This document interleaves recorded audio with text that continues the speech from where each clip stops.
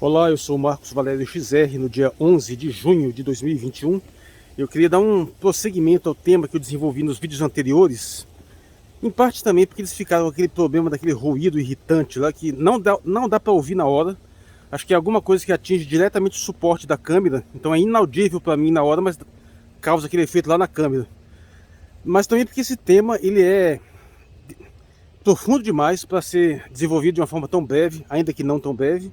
Até porque aquele vídeo lá foi meio que bem no improviso. Foi pouco antes de eu sair, recebi mais uma vez alguém me perguntando a respeito do Pix, e pouco antes alguém tinha me perguntado de criptomoeda. Eu vou misturar as duas coisas aqui.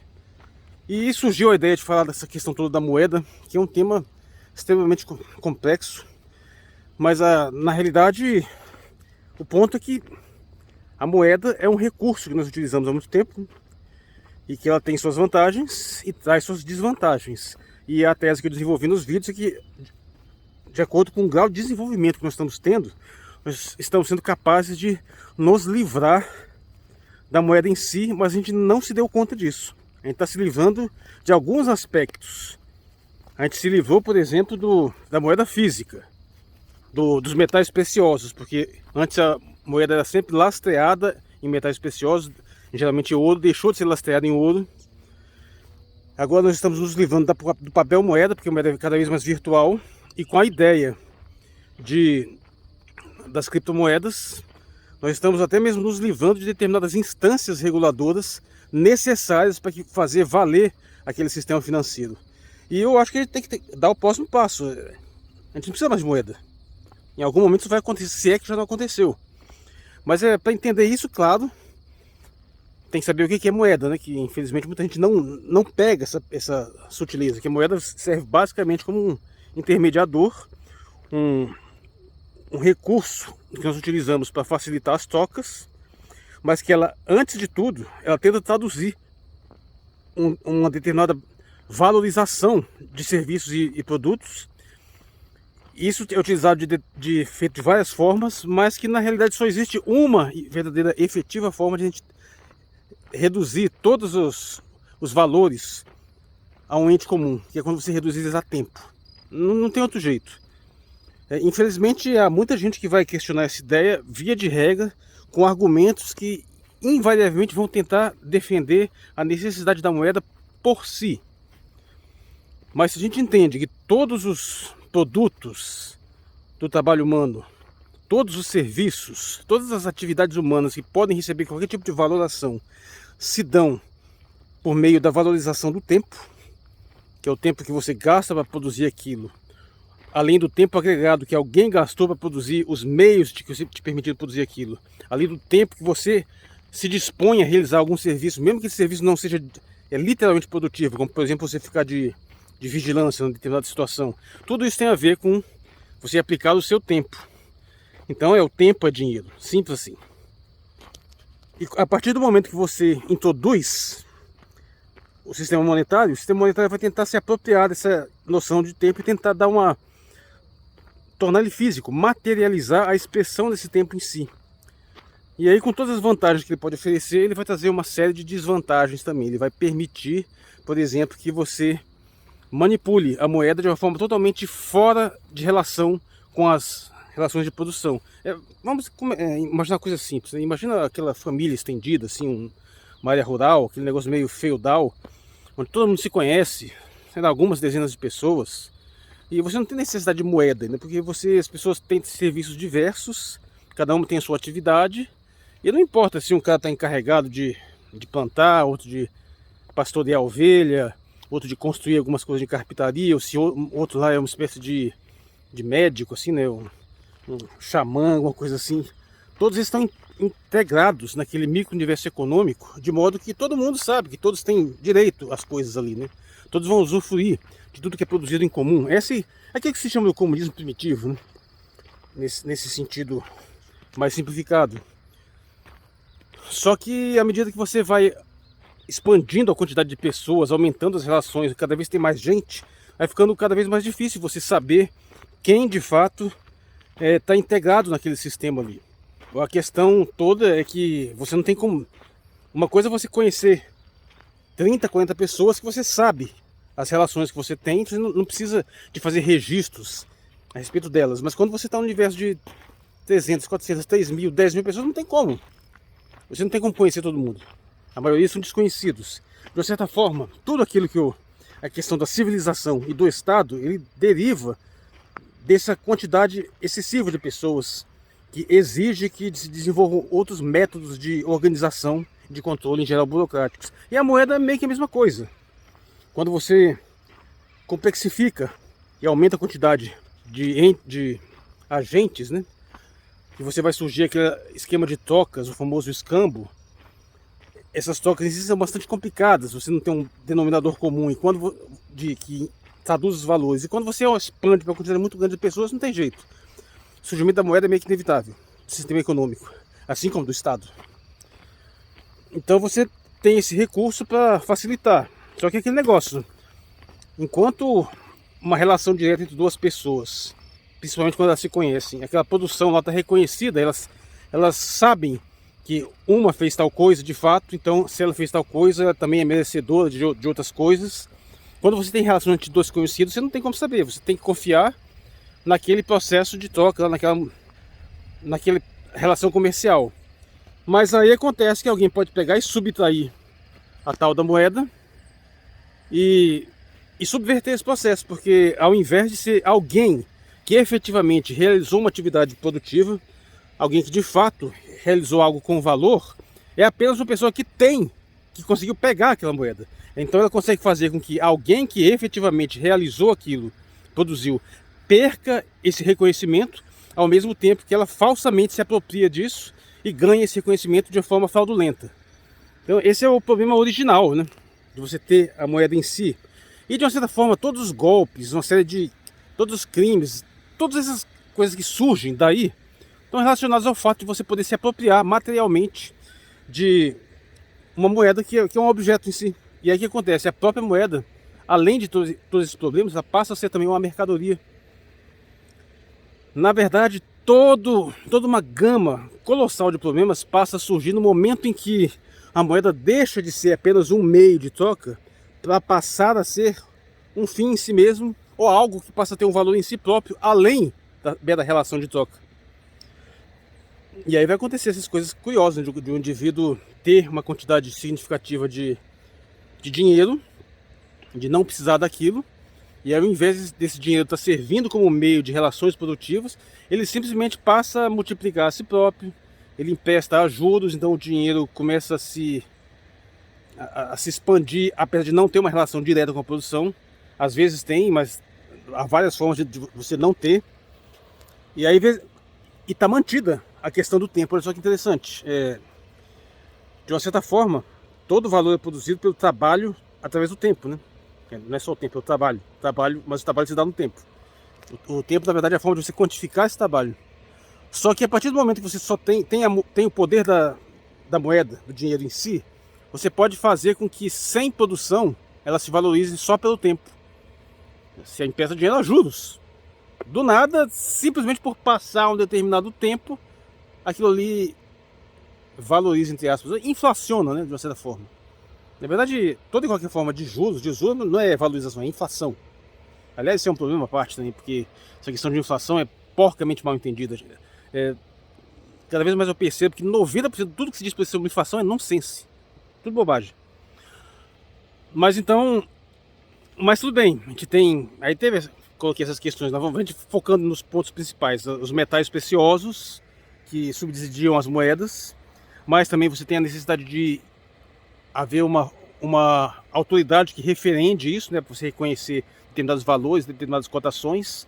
E se há essa autoridade cedo surge a moeda fiduciária, que é uma moeda que não é exatamente um metal precioso, a princípio é uma nota, um papel timbrado, devidamente assinado, devidamente registrado, que alguma autoridade econômica reconhece aquele valor.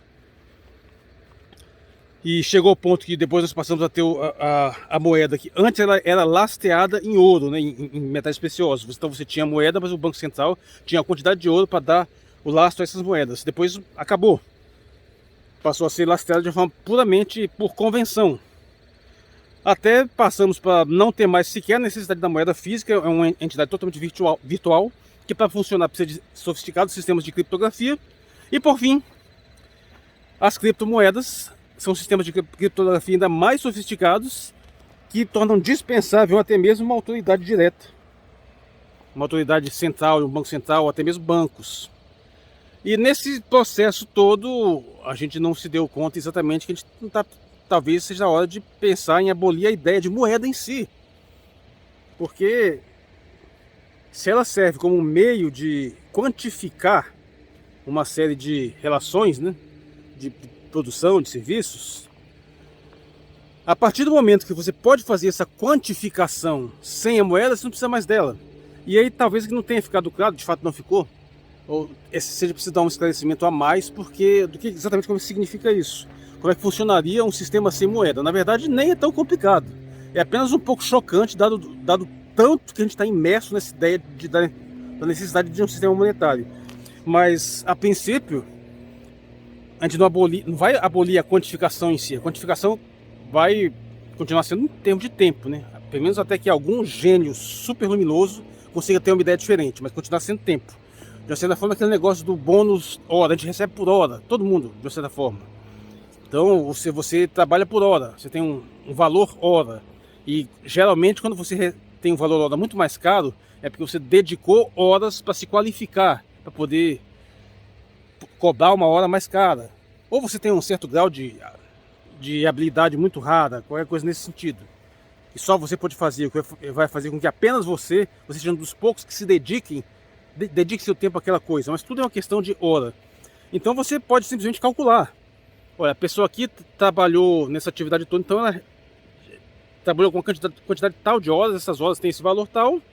Isso pode ser atribuído de diversas formas possíveis, geralmente é uma tabela, é uma coisa meio arbitrária mesmo, aparentemente arbitrária, pelo menos não tem nenhum ente natural que determine exatamente quanto deve valer a hora de alguém que cava um buraco. Não, é uma coisa meio convencional, né? Tem que se convencionar isso. Mas o fato é que qualquer trabalho que você exerceu, você tem uma quantidade de créditos de hora, né? Então, se você tem aquela quantidade, você pode trocar por qualquer outras coisas que também são avaliadas em créditos de horas, de tempo. E aí a gente entra na questão da moeda, basicamente porque ela é a forma mais simples e mais prática de você quantificar isso. Mas a partir do momento que você já tem recursos de computação tão sofisticados que permitem fazer cálculos extremamente complexos ao ponto de você gastar uma energia desgraçada só na criptografia de uma criptomoeda, só para tornar o treco escasso, então por que você não elimina a moeda em si e simplesmente faz esses cálculos de forma direta? Isso significaria que, por exemplo, você trabalha numa empresa qualquer, essa empresa vai creditar uma quantidade de horas, desse bônus hora que você faz, e esse bônus, esse crédito vai ser gasto da forma como você preferir. E por que isso não é moeda? Isso aqui é importante. Porque ele só tem valor enquanto essa relação direta. É como se todas essas relações fossem assim, cheques ao portador, sabe? Aquilo ali só faz sentido a partir do momento que não sou eu que tenho esse crédito aqui, trocando por você que tem esse crédito, esse valor aí. Então é o meu valor pelo seu. Você não pode alienar isso e tirar, bom, vamos tirar aqui e jogar lá. Olha, sobrou umas horas ali, uns valorados ali que qualquer um pode usar. Não, não pode. Você não pode emprestar suas horas, pelo menos não da forma convencional. Você não pode então associar aquelas horas a um referencial externo, que é a moeda, que se separa daquele processo todo. De uma certa forma, é meio que está acontecendo com o próprio Pix. O Pix necessariamente é uma transação entre uma pessoa e outra, entre um CPF, um CNPJ e outro, necessariamente. Você não consegue roubar Pix, a não ser colocando outro CPF, né? Tanto que tem até uns malucos que estão falando de assalto com Pix, né? O cara vai, te mostra o QR Code, não, deposita aqui, né? É bizarro isso, o cara vai te dar vai dar o CPF dele para você depositar, fantástico, ou o e-mail, sei lá. Não faz nem muito sentido. Mas assim, a relação em Pix está rastreada pelo fato de você ter claramente quem é o emissor, quem é o receptor. Ao passo que você tem uma nota lá qualquer, você não sabe quem é o emissor, quem é o receptor, pelo menos não diretamente. Pode ser até o Banco Central do local, mas até isso é tão distante que em qualquer lugar do mundo o pessoal aceita pagamento em dólar. Tá, tem um emissor, mas aquele dentro circulou milhões de lugares possíveis. E você não faz nem ideia de quem vai ser o receptor. Mas quando você tem emissor e receptor devidamente registrados, aquela transferência de valor só faz sentido ali. Eu não posso pegar aquele valor e passar para outro lugar. Aquela transação já está determinada. E a criptomoeda é assim, ela registra isso também. Ela registra o emissor e o receptor num código lá extremamente protegido. E isso fica devidamente registrado num sistema lá com vários graus de proteção, né? Tem que ter cuidado que também ainda é uma coisa muito recente, então pode haver algumas falhas no sistema, mas eu acho que é sempre questão de você ir aperfeiçoando com o tempo, né? Não creio que, por exemplo, seja o Bitcoin seja a moeda do futuro. Provavelmente vão surgir outras criptomoedas mais sofisticadas e talvez em algum dia uma mais universal, mais abrangente. Não confunda Bitcoin com criptomoeda. Sei que o Bitcoin é a mais famosa, mas tem várias outras. Mas então, se você tem todo esse processo de registro, de lastro, você pode eliminar esse intermediário. Você não precisa desse intermediário. Desde que você entenda que todas as relações serão necessariamente identificadas entre as duas partes. Então você não teria a possibilidade de subtrair daquela transação aqueles valores e agregá-los a um ente externo que é a moeda, que de certa forma toma para si, e daí permite todas essas coisas, como por exemplo você desviar, você roubar, você especular e uma série de outros fatores. E aí muita gente vai tentar identificar isso como uma forma de comunismo, né? Eu acho meio complicado fazer essa associação, porque a princípio um comunismo real, pelo menos no sentido mais primário do termo, não precisaria nem da quantificação em termos de tempo. Assim como não precisa numa família, mesmo uma família estendida. Você não precisa quantificar as coisas. Cada um tem sua função e cada um recebe tudo que aquela sociedade pode disponibilizar. Então, nesse sentido, eu tenho dúvidas que dá para chamar isso de uma forma de... Nesse sentido, seria literal, seria comunismo mesmo, né? Ou talvez de uma forma de socialismo. É meio complicado. Mas uma coisa é certa. Nenhum capitalista que se preze vai gostar dessa ideia. Porque o que é o capital?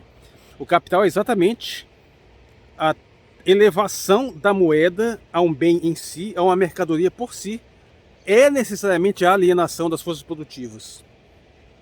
É você exatamente pegar aquele recurso para intermediar trocas e transformar ele numa outra coisa, ao ponto dele começar a gerar um pseudo-valor sobre si mesmo, né? Lembra que é coisa que eu vim insistindo sempre. Só o que produz valor é trabalho. Necessariamente. Até aquelas coisas que parecem que vêm da natureza, né, que parecem preciosas por si próprias, exigem algum grau de trabalho para que elas tenham um mínimo de utilidade.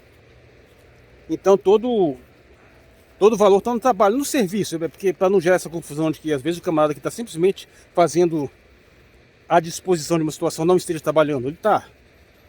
Simplesmente pelo fato de estar ali, simplesmente ele está de plantão, preparado para atender alguma emergência, dedicando o tempo dele ali. Mas ele tem que ser valorizado também. Mas, então tudo isso é necessariamente resultado dessa atividade humana como trabalho. E o espertinho chega e diz que a moeda em si é a riqueza, é o valor. Não, não é. Essa é a pior alienação da história da humanidade. É você corromper por completo a noção primária do que é a relação econômica em si. A moeda, então, nesse sentido, ela é de uma certa forma, uma impostura, é uma coisa que sequestra a originalidade das relações produtivas, do trabalho, para um ente externo, que por mais útil que seja, é tão vulnerável à má utilização, que permite uma série de coisas. E aí tem essa situaçãozinha chata, né, de que você está colocando roubos, golpes, fraudes, falsificações e juros e usura e atividade capitalista, tudo no mesmo saco. Que de uma certa forma é mesmo. Claro que do jeito que está imerso nessa situação até o talo, né, dá para entender que essas coisas aconteçam em algum grau. Mas o fato é que a gente se alienou tanto da realidade produtiva que a gente passa a achar simplesmente normal a ideia de que alguém que apenas tenha um dinheiro que não tem nada a ver com a relação de produção que ele tem desenvolvido, e o simples fato dele ter esse dinheiro lhe permite gerar mais dinheiro, e como se aquilo ali estivesse produzindo alguma coisa. Então tem que tomar muito cuidado com isso. Está muito empenhado aquela questão também que aliás é um vídeo que eu também devo. Vou fazer ele em breve. Sobre juros, né? Usura, que é uma coisa universalmente condenada por todo qualquer sistema filosófico e religioso da história. Sempre se deram conta de que tem um problema aí. E é bastante complicado, porque apesar disso, todo o nosso sistema atual já tem 300, 400 anos, é totalmente baseado nisso que é universalmente considerado um pecado, uma falha moral. A ideia de que você pode fazer dinheiro se multiplicar do nada sem ter uma relação direta com a produção. Claro, pode ter uma relação indireta, né? Afinal, quando alguém empresta alguma coisa, você pode utilizar aquilo ali para desenvolver uma nova forma de produção, para fazer alguma coisa. Então, aí tem uma certa justificação de que você possa cobrar um juros sobre aquela atividade produtiva. Mas aí vem a questão de quanto que deveria ser esses juros. Vem a questão de que aquilo ali poderia ser perfeitamente emprestado sem taxa de juros também. E vem a questão que nem sempre é para uma atividade produtiva. Às vezes está explorando a necessidade de alguém, uma necessidade emergencial. Então, de certa forma, os juros é quase que uma forma de extorsão. Mas ele é o fundamento de todo o nosso sistema financeiro. Ele é totalmente baseado nisso. Ao contrário do que o pessoal gosta de pensar, capitalismo, aliás, os próprios marxistas focam demais isso, não é apenas aquela relação de mais-valia ali, que é aquela relação de que você, na realidade, realiza um trabalho e acaba sendo remunerado bem menos do que mereceria, né? Isso aí é um elemento importante, mas está longe de ser, acho que o que mais importa. O que mais importa é que o sistema inteiro, ele promove uma mais-valia generalizada, não exatamente isso, ele força todas as pessoas a darem um excedente de produção para compensar aquele juros que é inventado. Isso só é possível porque tem o diabo da moeda, porque ela se tornou um bem em si mesmo. Por isso que se você for falar dessa ideia de eliminar a moeda, meu amigo, talvez seja um grande critério para você começar a perceber quem que realmente tem uma postura liberal no sentido legítimo da palavra, ou esses liberalismo fajuto por aí, ou quem tem uma noção realmente clara. Pode apostar, quem se lançar na defesa intransigente de quem tem moeda, na defesa do capitalismo em si, é essa turma aí que não sabe o que está fazendo. Pode ser um grande diferencial isso aí. Claro que essa discussão ainda tem que amadurecer mais, até que ver. Para falar a verdade, eu nem pesquisei essa questão de como é que está essa discussão ultimamente. Há muito tempo atrás eu flertei bastante com isso. Eu li um bocado sobre essa questão de não ter moeda. Inclusive, eu nem esperava fazer isso aqui, mas no primeiro livro que eu escrevi, né, livro de ficção científica, A Senhora de Terrânia, eu pensei bastante na concepção da sociedade, que tinha algumas daqueles grandes reinos que não tinham moeda, né? E eu tive todo um esforço para explicar como é que funcionava aquela economia. E, claro, essa coisa evidentemente aparece na literatura, não só marxista, mas também anarquista. Alguns libertários já tocaram nesse assunto também. Mas é um tema que eu acho que tem sido pouco ausente, pouco a gente tem questionado isso. E o advento das criptomoedas, a meu ver, dá um passo importante nessa direção. Se a gente abandonasse todas as autoridades centralizadas e realmente conseguir fazer um sistema de criptomoeda totalmente descentralizado, que é um negócio ainda um pouco complicado, não está realmente totalmente descentralizado nada, porque ainda está privilegiando determinados setores, determinados grupos. Já tem locais, evidentemente, você nota o potencial revolucionário de uma ideia, não é pelo simples fato dele mudar alguma coisa, mas é para o que ele permite. O pessoal fala que é muito revolucionário, mas veja só quem já tem muita grana consegue minerar a criptomoeda. Você tem que ter computação muito sofisticada, muito pesada, consumo de energia. Não adianta, nenhum país miserável vai poder minerar criptomoeda, só os países ricos vão poder fazer isso. Claro, então já não é a ruptura tão grande assim. Mas pode ser que surja algo no futuro mais sofisticado.